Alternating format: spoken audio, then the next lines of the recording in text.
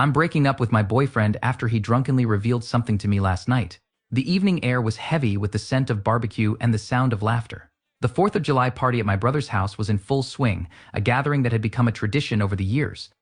My boyfriend and I had been looking forward to it, a brief respite from our hectic lives. We had been together for 2 years, both of us finding solace in each other's company after being betrayed by our former spouses.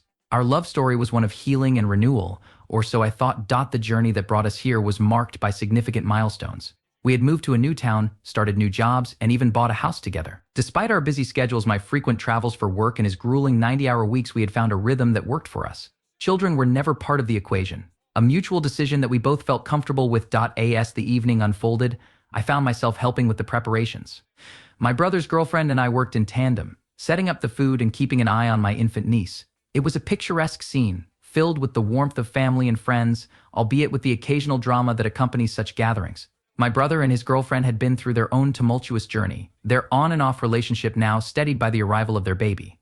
They seemed happy, genuinely committed to making things work. The party began to wind down, with the crowd thinning out and only a few of us remaining by the fire pit. My boyfriend, having indulged in a few too many drinks, started to tell stories. His voice, usually soothing and measured, now carried a slurred edge. He was the life of the party, entertaining everyone with his tales, until he said something that shattered the fragile peace of the night. Brothers GF's Jesse, remember when we used to hook up last year? He blurted out, his words hanging in the air like a dark cloud. A stunned silence fell over the group. My brother's girlfriend looked at him in shock, her eyes wide and filled with panic. She started to apologize profusely, her words a blur as my mind raced to process what had just happened. I felt like I had been punched in the gut, the ground beneath me crumbling away. Without a word, I got up and left. The cacophony of voices behind me faded as I walked away, my heart pounding in my chest.